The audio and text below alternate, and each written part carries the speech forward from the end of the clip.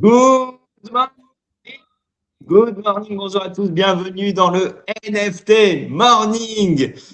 Nous sommes le jeudi 14 mai et c'est la 938e room. Et aujourd'hui, on va revenir en fait sur la partie art. On va parler beaucoup d'art avec Fanny qu'on a l'habitude de recevoir tous les mois dans le cadre des épisodes avec Undread Collector, mais aujourd'hui c'est avec une autre casquette puisque c'est en tant que curatrice, ou en tout cas responsable en charge de la curation à NFC Lisbonne. Et pour en parler, je reçois également John en tant qu'invité. Salut John, salut Fanny. Hello! Salut Rem. Hello. Et merci de nous recevoir, Rem, dans ce NFT Morning. Je suis très content d'être là ce matin. En fait, c'est vrai que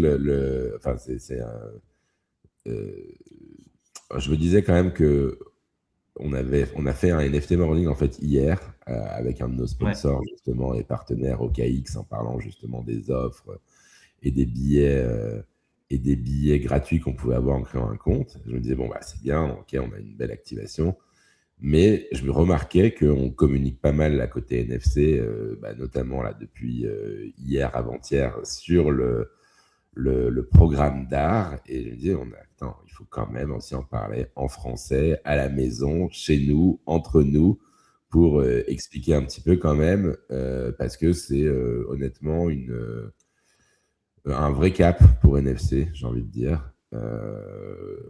Voilà, on a toujours... C'est dans l'ADN de la NFC en fait. L'art, présenter l'art, peut-être présenter l'art digital autrement, peut-être essayer de le présenter à sa juste valeur, ce qui n'est pas toujours évident. Mais en fait, C'est j'ai l'impression que intéressant. depuis la première édition, il y a t'as ça, c'est ce que tu essayes de faire, John. C'est beaucoup d'essais, c'est beaucoup d'essais, beaucoup de manières de voir les choses, mais en effet, je voudrais déjà laisser un petit peu, Fanny, profiter aussi du fait qu'on a Fanny, parce qu'on a un programme d'art assez incroyable, mais en effet, on a eu cette vision, je pense, qui n'est pas une vision, on va dire, facile, j'ai envie de dire, qui est de se dire justement, l'art numérique peut prétendre à autre chose que de devenir une sous-niche de l'art ultra contemporain. Et là, on le voit un peu plus avec ce qui se passe là. Tu vois, en français aussi, je peux parler plus simplement. Les masques tombent en français. Dans les épisodes précédents en anglais, c'était plus Non, mais pour faire simple, politiquement correct. Non, c'est pas que non, mais c'est pas cette histoire, mais c'est vrai que on en parle, on en a souvent parlé d'ailleurs avec Fanny ici aussi au NFT Morning, cette évolution qu'on a avec Zero Ten d'Art Basel, et là cette semaine justement, il y a 2 jours, tu as eu l'annonce du programme d'art numérique, donc de Zero Ten d'Art Basel, et ce programme est, déjà le mot NFT depuis 3 éditions maintenant. Ah oui, ça a disparu. A complètement disparu. Mais là, ça va plus loin que ça. C'est les artistes NFT ont disparu. En grande majorité, c'est une sélection d'artistes digitaux qui sont exceptionnels pour beaucoup. Il n'y a aucun souci là-dessus. Mais en effet, qui viennent pas de cette culture, on va dire, cette culture Web3 ou crypto art ou cet univers finalement, on va dire cette nouvelle vague de l'art numérique justement qui a été matérialisée par la blockchain. Et donc, d'ailleurs, voilà, je vois que Fanny montre un tweet de donc Annika. Ça, c'est... Ouais. Oui, c'est ce que disait Annika il y a quelques jours, effectivement. C'est une question, hein, c'est toujours une tension entre vouloir être accepté par le monde de l'art traditionnel et développer nos propres modèles. Et l'un ne peut pas aller sans l'autre, en fait. C'est pas vraiment la question de dire est-ce que c'est bien ou pas bien. C'est un constat. Effectivement, là, en plus pour Basel, il y a un co-curateur avec Eli Scheinman, qui lui vient plus du monde du Web3, qui est Trevor Paglen, qui est quelqu'un plus du monde de l'art, plutôt New Media Art, plutôt du monde de l'art traditionnel. On a reçu au NFT Morning l'année dernière, d'ailleurs. Ah oui. Ouais. Et donc voilà, donc c'est effectivement, il y a encore quelques, je crois que Georg Bach aussi va en faire partie. Ouais, Georg Bach a un stand aussi où il fait une rétrospective sur l'art numérique, justement. Voilà. En fait, Donc là, tu nous montres, c'est quoi les artistes qui seront présents? Là, c'est à Art Basel. Donc, c'était juste pour faire le point. Voilà. Donc voilà, Mais du coup, voilà, bon, bref, mais c'est juste un exemple là-dessus. Mais donc c'est vrai que notre prétention, je l'ai souvent dit ici aussi, NFT Morning, c'est vrai que pour moi, quand je suis tombé dans les NFT, c'était en 2020, j'ai tout de suite eu ce déclic de l'art, le digital va rendre l'art populaire. Et populaire en opposition avec élitiste. Et donc, on va pouvoir s'approprier plus facilement. Enfin, il est déjà populaire, il est partout, le numérique est partout. Et de la même manière que le street art a parlé aux gens qui étaient justement dans les banlieues, par exemple, dans les quartiers, parce que c'était sur les murs et ça leur donnait un accès à une nouvelle forme d'art, et les nouvelles générations qui passent leur journée dans Internet sont là où l'art est, et donc c'est l'art d'Internet. Et donc, à partir de là, reproduire le même modèle de devenir simplement un sous-courant de l'art contemporain. Puis a priori, moi c'est toujours ma vision aussi, c'est qui est gagnant dans le deal entre Art Basel et le monde des NFT. Est-ce que vraiment ça fait grandir les artistes? Est-ce que vraiment ça fait grandir le monde? Oui, en partie. Mais si c'est que ça, pour moi, on a perdu. Et si c'est que ça, pour moi, franchement, il n'y a pas d'intérêt. Il n'y a pas d'intérêt de penser tout ce qu'on fait comme un véritable mouvement. Un mouvement au sens, j'ai presque envie de dire, politico-social, culturel, un peu comme on l'a décrit dans notre livre, même d'ailleurs dans NFT Révolution. Tu vois, cette notion de mouvement, cette notion vraiment de...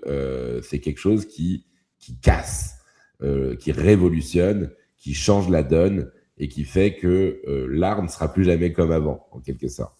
Et donc, moi, et donc, en tant qu'événement qui participe à cette vision-là, on doit l'incarner différemment. Et moi, je le dis tout le temps, c'est ce qui fait que là, j'ai encore parlé à quelqu'un qui disait qu'un événement était annulé encore dans le monde, dans l'univers des NFT hier. Nous, on s'accroche. Pourquoi? Parce qu'on a une vision très, très, très long terme. Ça veut dire, je pense vraiment que c'est un combat de vision, très sérieusement, que c'est un combat de vision où il y a des années où tu n'auras pas trop raison vis-à-vis du reste du monde, et il y a d'autres années où le reste du monde va se dire « Ah putain, mais c'est ça en fait ». Et donc cette année, on franchit un cap dans cette matérialisation du « Ah putain », j'ai envie de dire, avec plus, à la fois une incarnation plus forte de l'art au sens valorisation d'expositions artistiques, curation, et justement la présence de Fanny ici et 100 Collector, c'est un élément clé aussi qui nous aide à passer ce cap. Et en parallèle, quand même, justement, comme je l'avais dit dans l'épisode d'introduction quand on a parlé de NFC, tout le reste du monde, le Kawaii Summit, tu vois, hier j'étais avec des gosses qui ont pris des tracks Kawaii Summit, qui ont dit c'est génial, je vais culture japonaise, et il y a des artistes à côté, c'est super.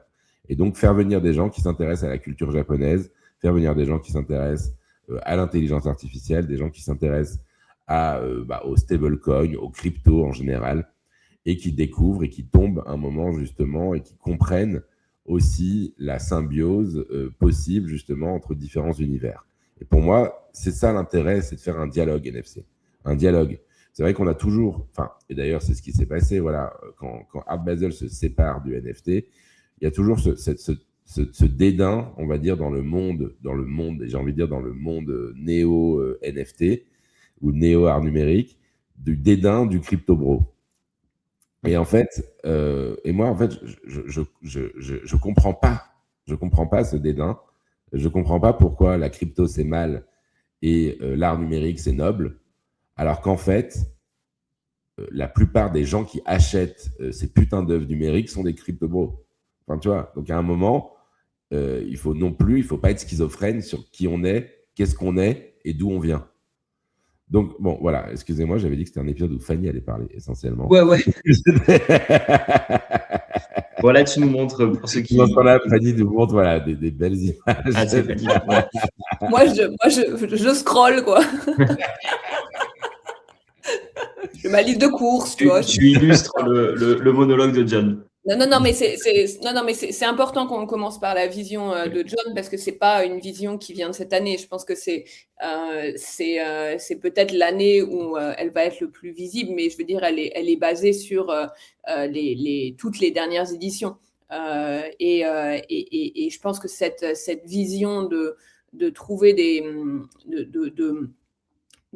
d'innover dans la manière de montrer de l'art numérique dans la vraie vie, sur un événement physique, c'est quelque chose que voilà, tu es quand même le premier aussi enfin le premier, non, dans le monde entier, j'en sais rien, mais à mettre des galeries dans des shows dans des containers en dehors du pavillon, d'avoir différents formats, la scène immersive pour les artistes, un mix d'art numérique et de performance sur cette scène immersive aussi, d'avoir quand même des stands, mais des stands différents, pas les 3 murs blancs à chaque fois de chaque stand. Et je pense que vu que cette année, en fait, c'est un nouvel endroit, qui, comme ce que j'aime bien quand John dit, en fait, c'est l'année la plus difficile, mais en fait, il a quand même réussi à take over 50 000 mètres carrés d'un complexe industriel à Lisbonne. Bon, voilà, c'est go home or go big or go home. Et donc là, oui, là, c'est... aussi. Et donc là, en plus, c'est un espace industriel qui en fait est un ancien complexe agroalimentaire qui pour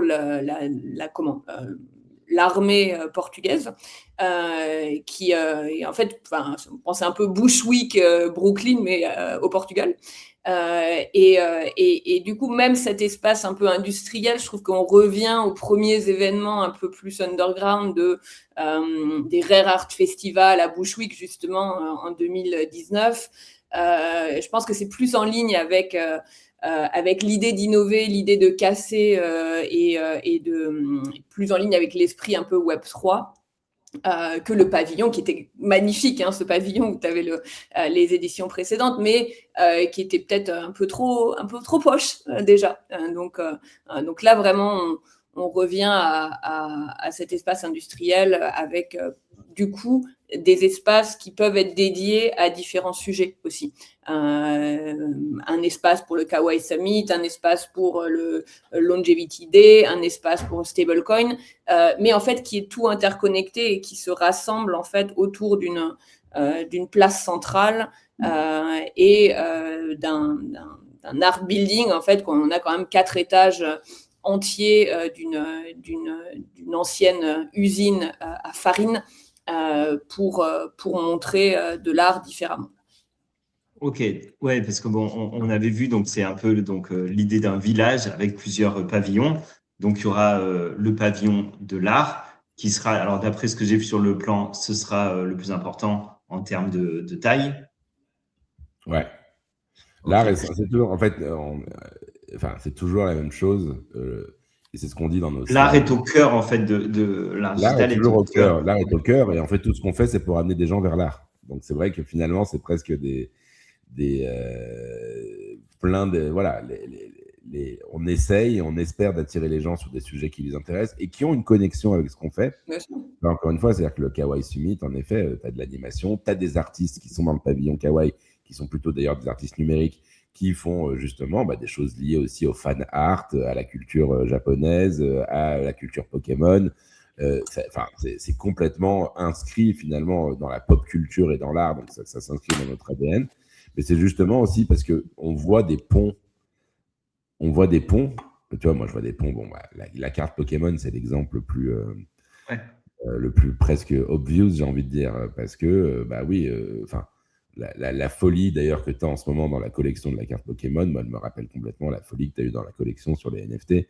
Et en fait, les ponts finalement entre la collection physique et numérique, qui nous paraissent évidents quand on vient du monde de l'art numérique, quand on vient du monde du digital ownership, eh bien, pour moi,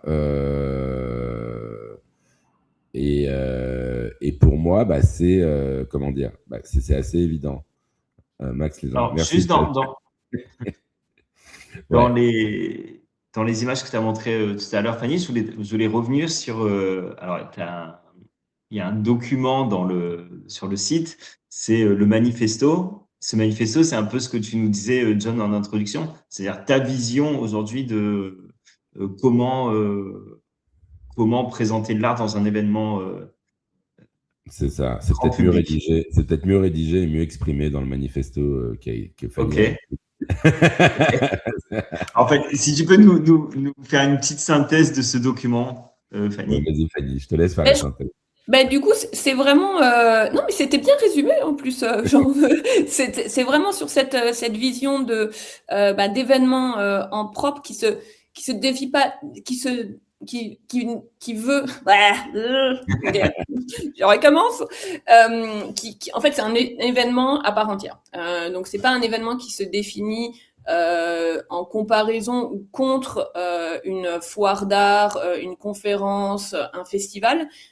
C'est vraiment d'essayer de prendre le meilleur de chaque modèle et de créer en gros, enfin, ce qui s'appelle le Web3 Pop Culture Festival, mais qui aura peut-être un autre nom l'année prochaine, mais qui vraiment crée de nouvelles manières, des nouveaux environnements pour montrer de l'art numérique dans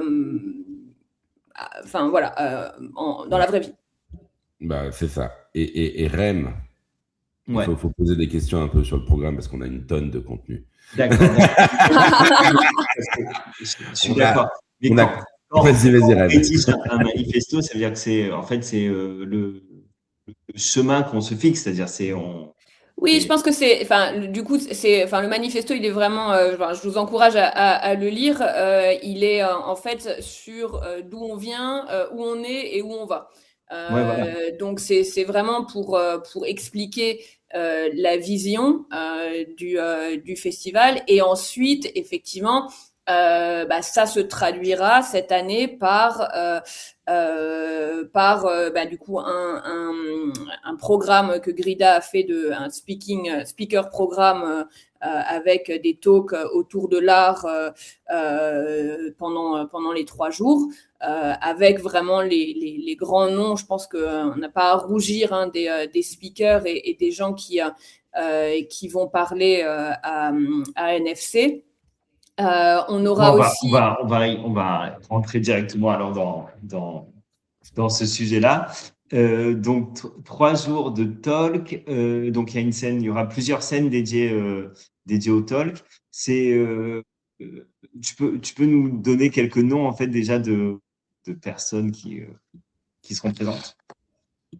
Oui, du coup, en fait, si vous allez sur le site, la Non-Fungible Conference, on a toute la liste des speakers.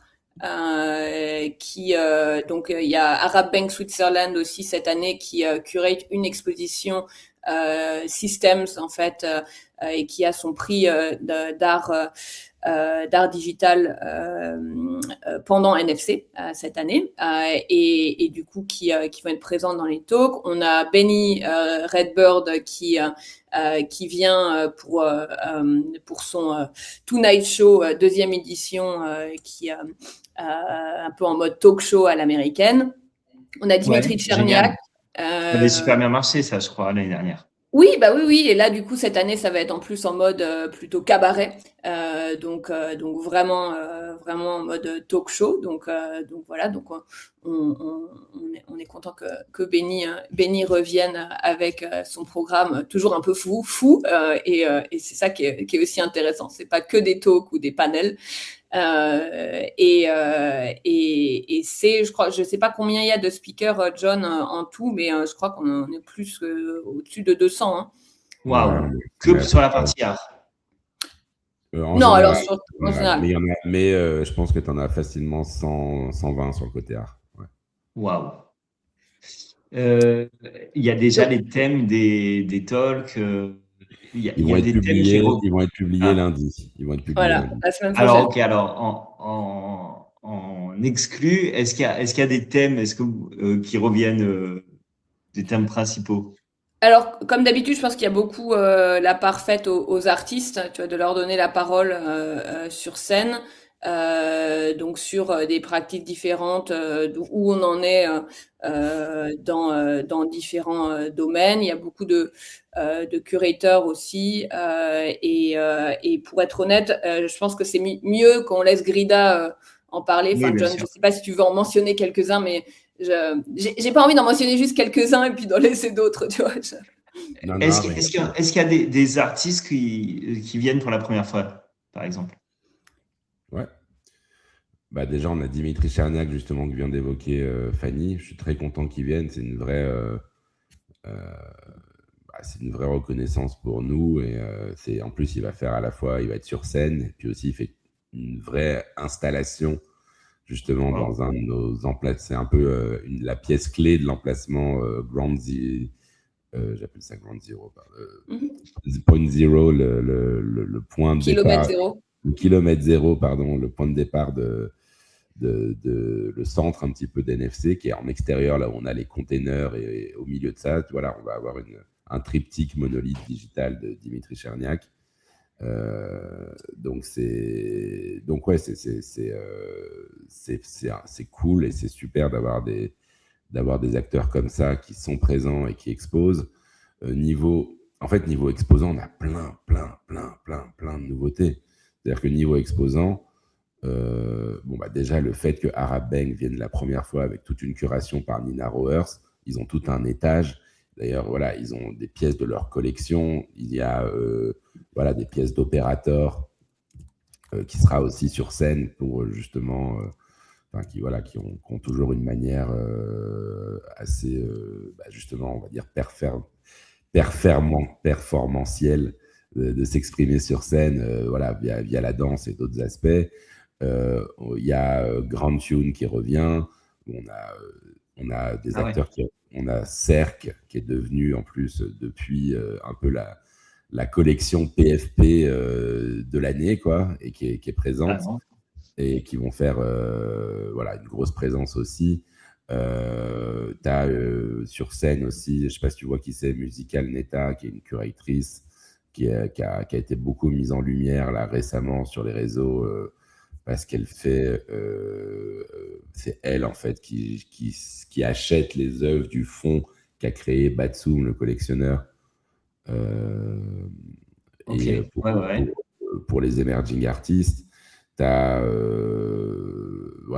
t'as Boto qui expose aussi, qui va faire un truc complètement loufoque, décalé autour du slop et high, avec un univers assez incroyable autour du monde Ah, attends, moi, je me mets donc à la place des visiteurs et puis des fans d'art digital, de NFT, euh, sous format art. Est-ce que sur place, il y aura des drops qui seront révélés? Euh, voilà. Est-ce qu'il y a des choses qu'on pourra avoir exclusivement sur place? Ouais. Alors sur place, oui. Du coup, on veut pas en dire trop, mais effectivement, Boto fait quelque chose. Alors, étant grande fan de McDonald's, je suis extrêmement excited de cet événement. Hein, on va pas se cacher. Je vous mens Forcément, pas. parce que j'ai un Je vous mens print de pas. Boto. Regardez ce que j'ai sur mon Ah oui. bureau, tu vois. Donc ça va être assez intéressant avec des objets aussi, des toys physiques.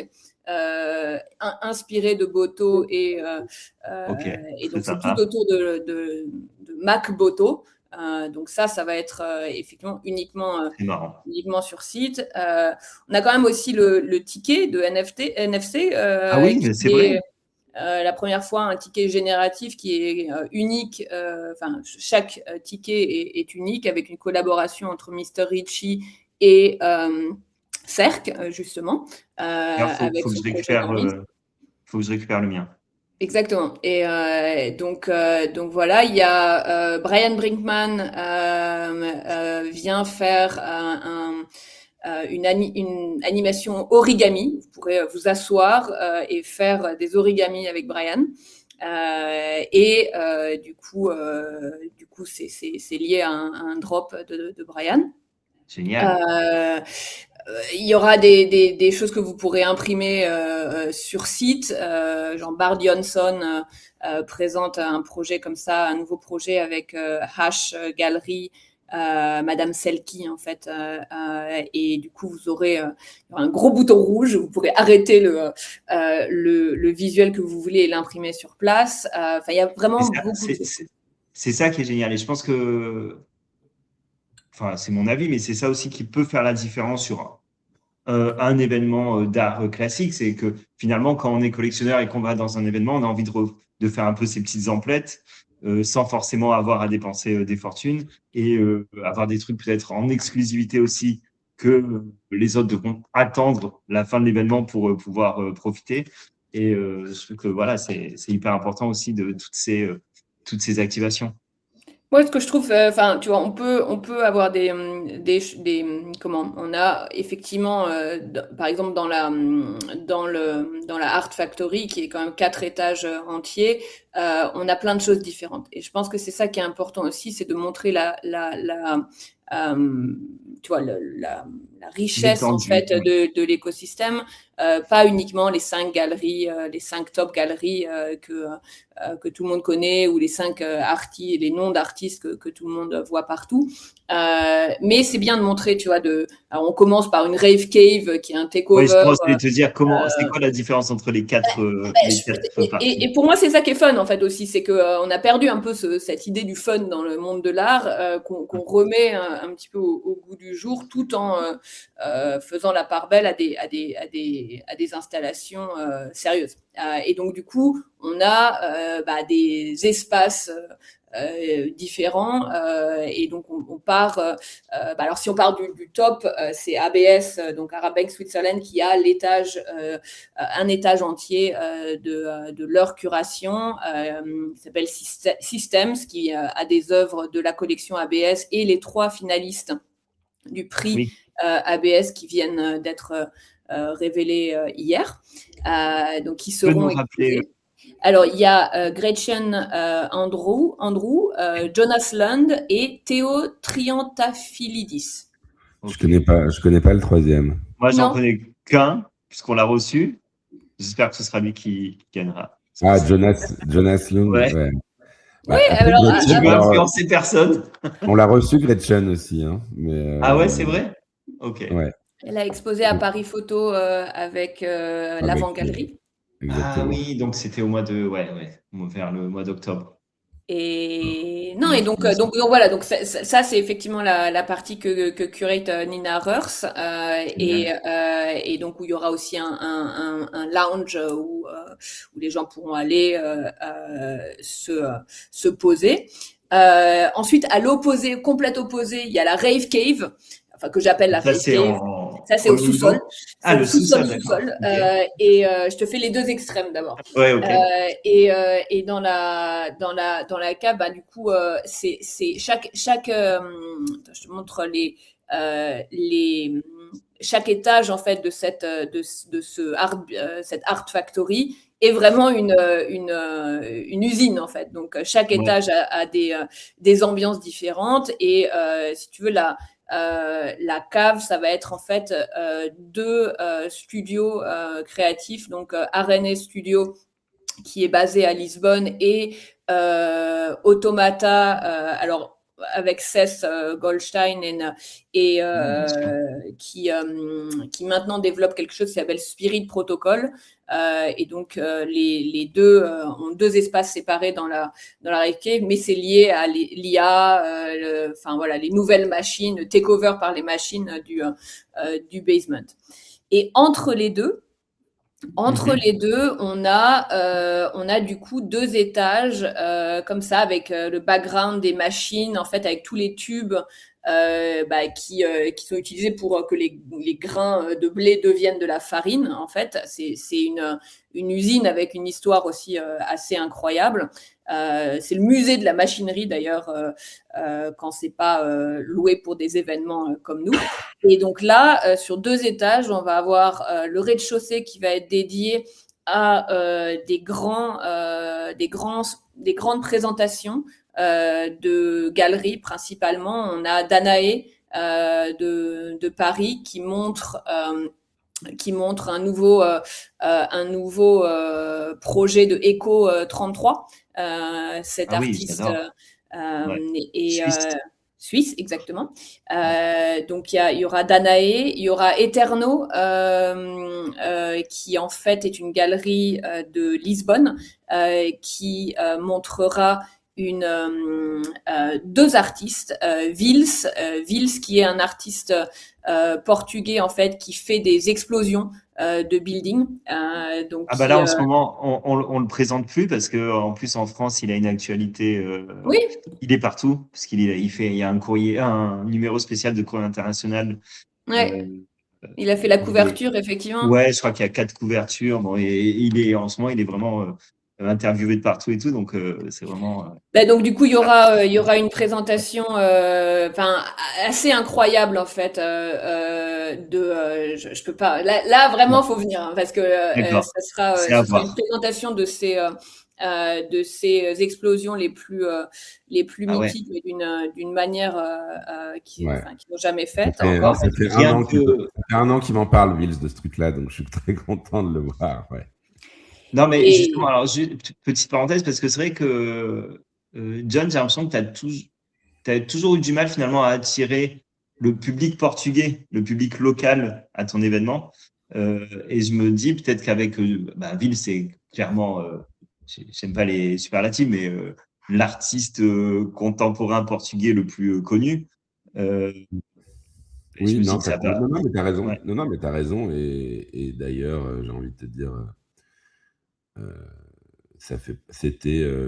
a eu beaucoup de discussions pour que Vils puisse venir à titre perso, puis aussi avec sa galerie, parce qu'il présente Eterno, c'est sa galerie d'art numérique en fait. Ok. Et donc il présente Vils d'un côté, il présente un autre artiste de l'autre, qui va faire aussi une installation super intéressante. Et c'est vrai que pour moi, c'est important d'être aussi vu, connu, reconnu par le monde de l'art local, qui a une très grosse histoire, qui a d'ailleurs, 100 Collectors a débuté à Lisbonne aussi, moi je participe, j'ai la chance depuis que je passe du temps à Lisbonne aussi, de participer à des visites privées de 100 Collectors sur le monde de l'art moderne ou l'art contemporain justement portugais.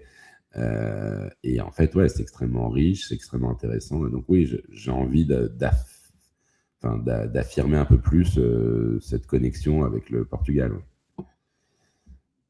Génial. Donc, désolé, c'était pour la petite parenthèse, mais je trouve que c'est important aussi. Oui, et puis là, effectivement, c'est un complexe qui appartient à la ville. Donc là, John est vraiment en relation et en partenariat direct avec la ville de Lisbonne. Rien que pour ça, j'ai l'impression que tu as passé un cap, en fait. C'est-à-dire que tu as mis 4 ans pour être validé un peu par la municipalité, par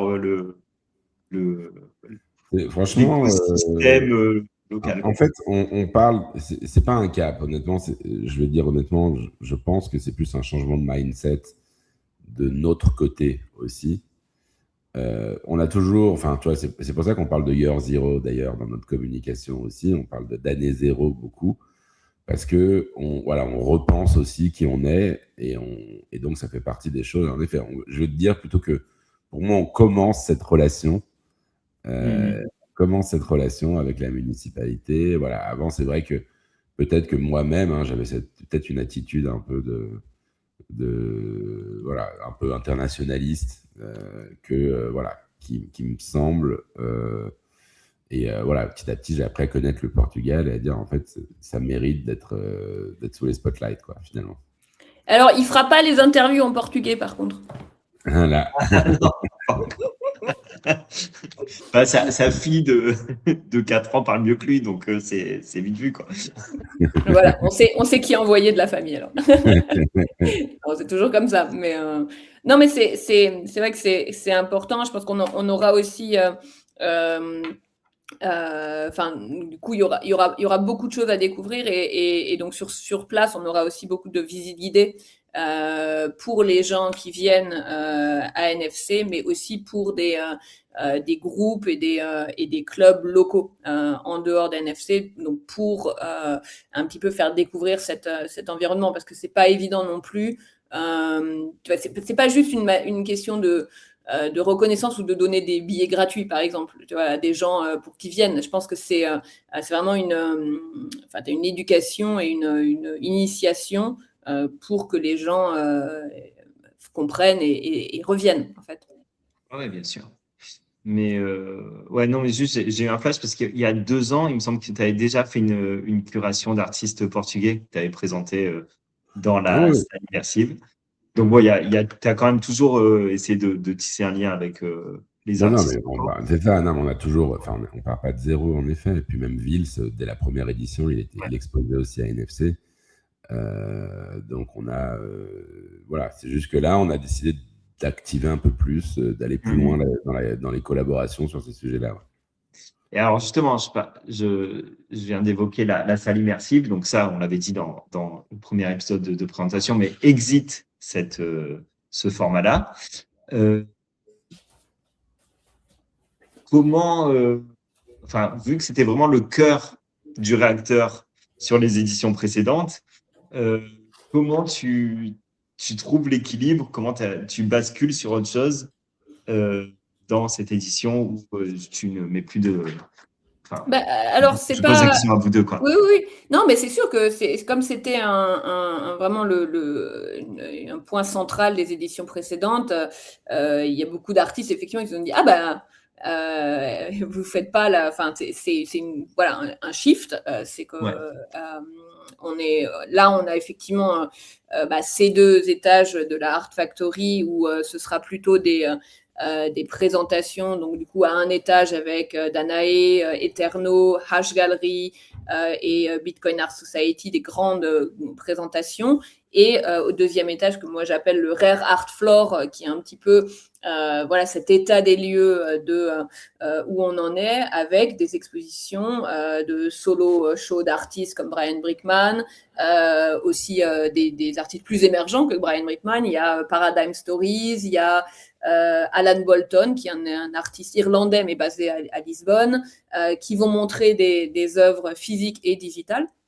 Il y a aussi quelques galeries, il y a Cycle Gallery de New York, mais aussi des communautés. Il y a eu un stand RPP, il y a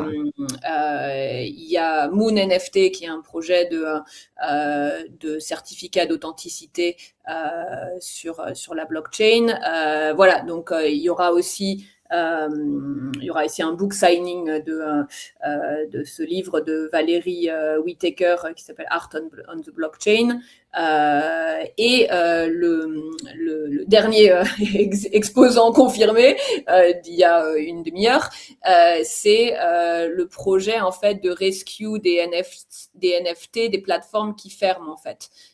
Donc c'est ce collaboratif d'artistes un petit peu dont Bart Johnson, il y a Karen Eng, Louise, qui sont en fait des gens du collectif Dada Art, qui en fait ont fundraise pour essayer de sauver les NFT de Async, par exemple, dans un esprit de préservation. Et donc, c'est très marrant parce que c'était, j'ai pensé à ça hier avant de me coucher. Genre, mince, mes trucs que j'ai achetés sur Foundation. Alors, c'est dommage effectivement pour ça aussi de les voir disparaître, quoi. qu'on les met en avant, parce que c'est pas facile, en fait. Et en fait, ça s'appelle le Digital Rescue Lab, et ils ont commencé par Async, mais enfin, c'est énormément de. Enfin, c'est très cher à faire en fait aussi. Ce qu'on se rend pas compte, c'est que enfin, tu vois, d'acheter des hard drives pour faire des backups, le storage, tout ça, c'est pas gratuit. Donc c'est important, tu vois, donc de montrer un petit peu tous ces projets. Et pour finir un peu sur l'équivalent, enfin pas l'équivalent, mais quelque chose d'autre qu'on fait pour montrer aussi des artistes qui sont pas exposés dans des stands stand-alone, mais on a un Inksy, en fait, qui est une solution pour montrer de l'art numérique sur n'importe quel écran, qui ramène 5 écrans qui sera dans le Art Lounge du coup de cette Art Factory, où on va montrer une rotating curation d'artistes. Alors il y aura George Boya, Martin Lucas Ostachowski, qui d'autre, Mattia Coutini, enfin plein de gens, un peu des early days Hakata ou les OG, que les gens connaissent pas forcément maintenant aussi. Il y a des gens qui étaient pas là au début, et ces artistes ont peut-être été un petit peu plus quiet ces derniers temps vu la situation du marché, et donc c'était important de les montrer. Juste au niveau des panels, les stages et tout, c'est dans le même bâtiment? Non. Ah non. Ok, d'accord. Non, là, c'est juste un bâtiment d'expo d'art. Ok, génial. D'expérience. Ouais, c'est pour ça, en fait, vu que tu en as pas parlé, je me suis dit, bon, peut-être que c'est quelque part dans un des étages. Et d'accord, les stages, c'est ailleurs. Cet espace de 4 étages, c'est un musée, en fait, d'ailleurs, qui appartient à la ville de Lisbonne, à l'autorité musée de Lisbonne. D'ailleurs, en termes de production, ça présente des complexités qu'on n'avait pas l'habitude de gérer aussi côté organisateur. Parce que voilà, tout doit être validé au millimètre près par la gardienne du musée, quoi, si tu veux. Donc on salue. Voilà, on salue.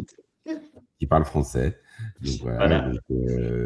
Non, mais c'est effectivement, c'est des machines qui sont les machines que j'ai montrées. C'est un musée de la machinerie agroalimentaire. Oui. C'est des machines uniques au monde des années 50. Si tu veux, on pourrait faire un tour entier du building juste sur ces machines. Et donc, c'est vrai que c'est voilà. Donc, c'est un vrai. Là, d'ailleurs, on est en plein dans tous les challenges autour de ça. Donc, c'est parce que tu peux pas faire n'importe quoi. Et à la fois sur le côté préservation, puis sur le côté aussi manière dont sont présentées les machines. Il y a, voilà, on peut pas faire n'importe quoi. Donc ouais, c'est intéressant. Mais du coup, donc là, ça se passe ici. Les talks, en effet, sont de l'autre côté. On a une place centrale. Sur cette place centrale, derrière, on a justement le container, le triptyque de Dimitri Cherniak. On a Tezos qui fait une installation avec Grida. Oui, c'est-à-dire en plus de ce building, il y aura. Tu as les containers. Tu as 2 containers d'OpenSea, justement, avec des solo shows d'une part d'Evdot et de l'autre comment Jiwa. Jiwa, voilà, merci. Jiwa, pardon. Jiwa, oui, très bien. Art génératif. Voilà, tu vois, là, elle te montre le plan un peu Fanny. Donc, tu vois, sur la gauche, tu vois l'exposition d'art avec les 4 étages. Au milieu. Oui, c'est à proximité, en fait. C'est juste à côté. Proximité. Au-dessus, tu as la main stage. Non, mais tout est à côté. Hein. On parle de 5 minutes de marche maximum, quoi. Et c'était important également aussi tous les side events. Il y a beaucoup de art brunch, enfin d'artistes brunch. Il y a MeBeat qui fait un side event. Il y a Mr. Richie qui fait un artist brunch. Cerc également. Boto aussi. Tous ces événements. Ça, ce sera sur place, hein? C'est tout sur place. Tous ces événements, c'est là-bas. Génial. En fait, on a tout autour, enfin, si tu revois ce que montre Fanny, j'ai envie de dire la partie périphérique du plan, tous les bâtiments un peu en blanc et en gris sont dédiés au side event. Magnifique. C'est bien ça de pouvoir tout regrouper aussi sur place. C'était le but, hein. C'était ça l'idée du village, justement. Ouais, mais bon, tu peux avoir ton. Ouais, bien sûr. Après, généralement, les side events, c'est un peu dispersé dans la ville. Donc là, c'est bien. J'avais une petite Et question. Comment faire pour que, justement, peut-être il y a des gens qui vont venir que pour la partie kawaii, que pour la partie longévité. Comment les attirer Est-ce qu'il y a un parcours type, en fait, de visiteurs? c'est marrant que tu dis ça parce que ça fait partie de notre stratégie et on met en place justement dans leur programme, on va mettre en place des visites privées justement de la Art Factory notamment pour pouvoir enfin de l'art sur place pour qu'ils puissent avoir leur visite privée justement à l'issue de, enfin, et donc ils pourront partager ça à leurs participants. Donc ça fait partie des, voilà, mis à part le fait qu'ils vont pouvoir, leur badge leur donne accès évidemment à toute l'infrastructure, qu'on va leur remettre un petit plan au début avec tout ce qu'il y a. Mais derrière. Oui, parce que c'est vrai je pense que même si quand tu découvres ce monde-là, tu as besoin d'un minimum de code, enfin, qu'on te donne un peu les codes, un peu d'éducation, quoi. Donc, Oui, bah effectivement, ce sera pas le même tour qu'on va faire pour c'est pas le lycée français par exemple de Lisbonne et ou le kawaii les participants du hackathon AI quoi, enfin du ouais, bien Vibathon, sûr. pardon. Donc mais c'est pour ça que c'est important de faire ça et donc du coup le rez-de-chaussée de la Art Factory, on aura un welcome desk 100 collectors avec le meeting point pour les tours. Et effectivement, comme disait John, cette inclusion, par exemple, pour le hackathon, il y a une heure où les juges vont délibérer. Donc, du coup, pendant cette heure-là, c'est là où on va les amener à visiter la factory. Hein, donc, peu de. Enfin, C'est ça. c'est la gymnastique, mais. C'est ce que fait très bien 100 Collectors. Et là, on veut encore plus capitaliser en fait sur leur savoir. Enfin, elles ont. Voilà, c'est évidemment pour les membres du club de 100, ça a toujours été sur n'importe quel art fair, dont NFC, partie du programme pour les membres de 100 ou pour d'autres VIP ou pour. Voilà, d'ailleurs, toi, Rem, tu avais l'opportunité à Paris Photo d'amener des étudiants à toi sur une visite. Donc là, on va un peu. Merci, Fanny. On va. Hein? My pleasure. Non, mais on va scale up un peu l'initiative, en effet, en organisant des dizaines de visites. Ah mais attends, et d'ailleurs, pardon, side talk, side conversation avec Rem, quand je suis retournée à la foire, tu sais, la Urban Art Fair à Paris, genre je passe à côté d'un booth et là elle me dit je vous connais, vous aviez fait le tour à Paris Photo, on avait appris plein de choses et maintenant elle faisait un internship, enfin un stage dans cette galerie d'art urbain et elle était ravie des tours.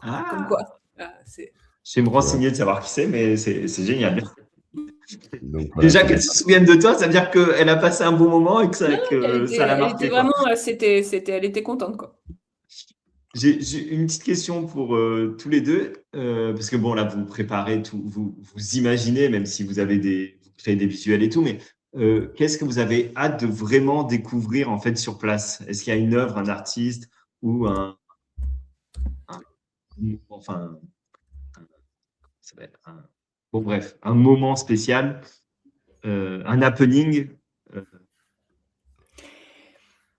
Moi personnellement, ce qui est difficile, ce qui est pour l'instant très théorique, c'est d'écouter déjà tous les projets que les galeries ou les artistes ou les plateformes veulent montrer.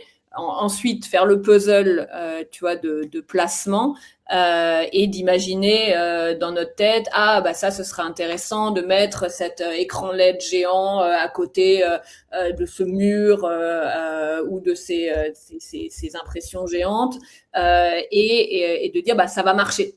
tu vois, la sauce, la mayonnaise va ça prendre. va prendre.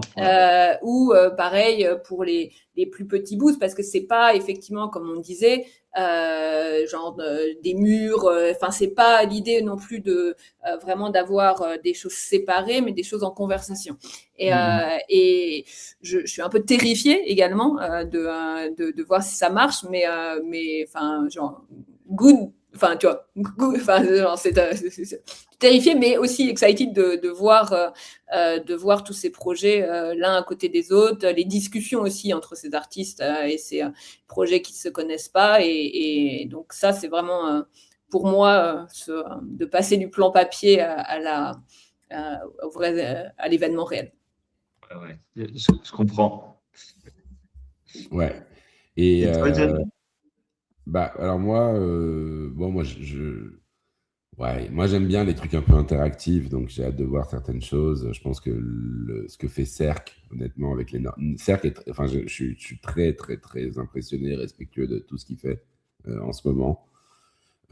Pour moi, c'est un peu l'exemple de ce que devrait être une collection de PFP. Et d'ailleurs, ça marche puisque sa collection prend de la valeur. Oui, bah, ça prend de la valeur, puis à un moment, ça va baisser. Oui, c'est vrai que les gens, mais il faut du temps parfois pour comprendre aussi un projet. Et franchement, ouais, il mérite beaucoup. Il mérite beaucoup, et honnêtement, il bosse. Enfin, il prend son expo là. Enfin, honnêtement, ça va être vraiment intéressant ce qu'il va y avoir aussi. J'ai hâte de voir, à la fois un peu interactif. Voilà, ça sera interactif, ça sera intéressant.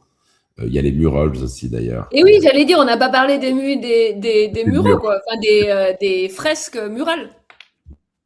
Ouais, on a des fresques murales aussi qui vont être peintes de manière. C'est pas du live show, live painting? Il y aura du live painting, mais il y aura du painting fait avant NFC, où on va prendre les murs et de manière permanente pour la plupart de cet espace. Donc, on a eu les autorisations pour faire des murals. Wow. Et donc, on a notamment Doomdao, OpenSea qui font une fresque qui va être assez Doom justement d'Excopy. On va avoir Cerc qui va peindre. On va avoir un artiste aussi qu'on a sélectionné qui va faire un triptyque. Un artiste italien, Giorgio Mussati. Merci, voilà. Attendez, voilà. Exactement. On en aura peut-être d'autres aussi. Donc, c'est vrai que c'est aussi l'avantage d'avoir ce type de site, justement, un peu industriel. On arrive à vraiment en faire notre maison. Et donc, ça fait partie de l'expo d'art aussi, quoi. Ça fait partie de l'expo parce que... Et en plus, ce que j'aime, c'est qu'on a toujours eu des murals qui ont été faits dans les events NFT, mais toujours à côté. Quelque part, un peu comme un side event, à 10 minutes, 20 minutes dans la ville, etc.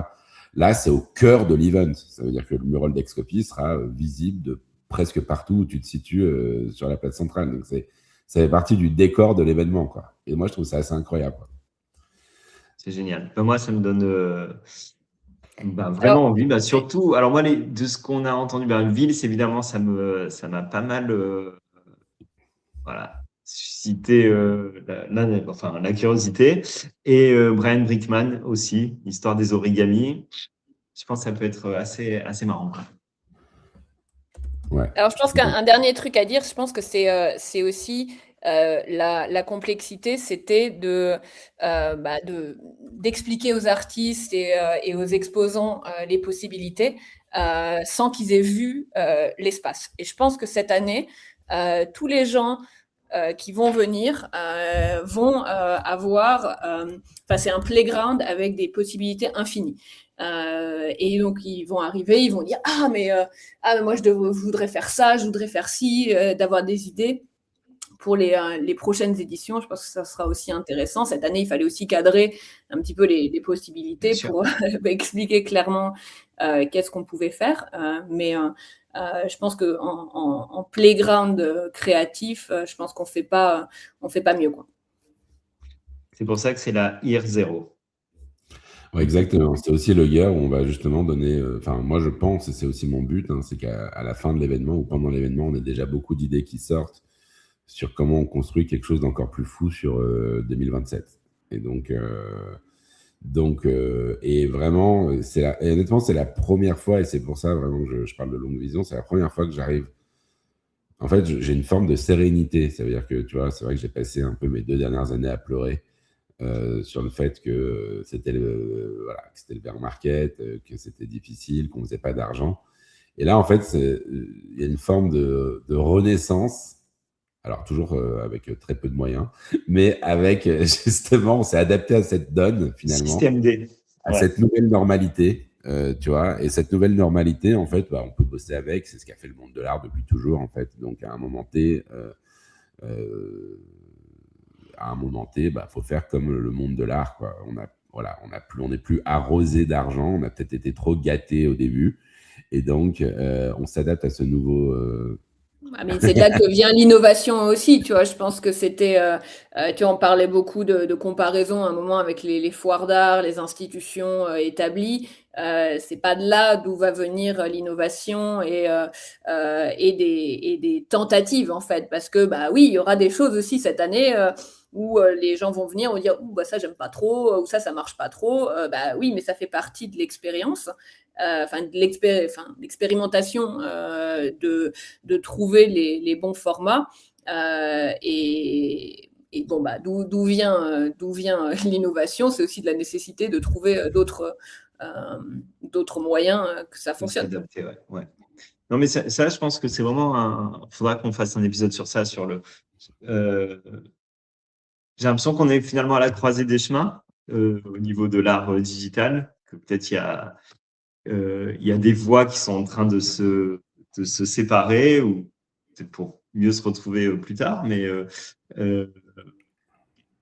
depuis le début, nous, on pense qu'il faut tracer notre route finalement, sans essayer de se comparer, sans essayer de forcément attirer l'attention de l'art, du marché de l'art plus traditionnel.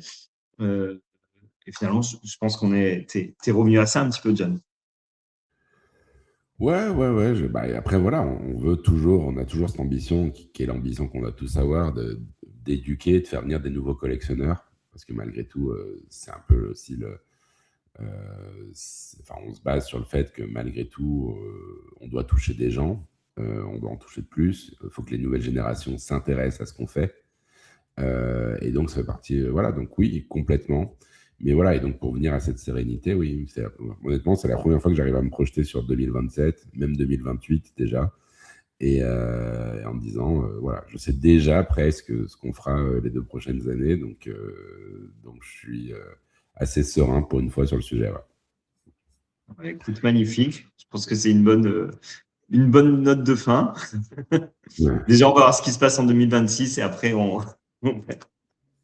on parlera de 2027. En tout cas, merci beaucoup. Je vois les commentaires. Donc, Laurent là, qui nous dit on n'aura jamais assez de 3 jours pour tout voir, c'est sûr. On sait d'avance que ça va être super. Beaucoup de stars, d'étoiles et tout pour PPRGB. Merci en tout cas à tous les auditeurs qui étaient là.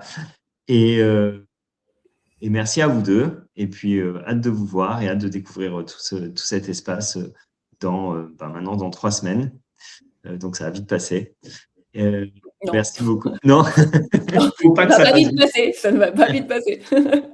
Mais oui. Non. Ça arrive. Donc, yes. Merci à toi, Rem.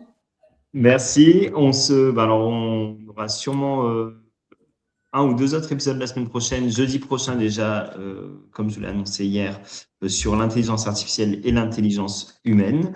On change un peu complètement de sujet. Et puis, on verra peut-être aussi un autre épisode qu'on doit caler d'ici là. Ah, tu nous prépares des surprises. J'attends des réponses, ouais. Ok, génial. Et donc voilà, merci. Puis merci, Adam, de continuer, de te porter le flambeau du NFT Morning pendant cette phase. Et on se revoit très très vite. Si vous n'avez pas pris votre ticket pour Lisbonne, c'est le moment. Pour en avoir des gratuits. Avec OKX. Donc, merci beaucoup. Merci Fanny encore une fois. Et puis, good morning. Happy. really happy.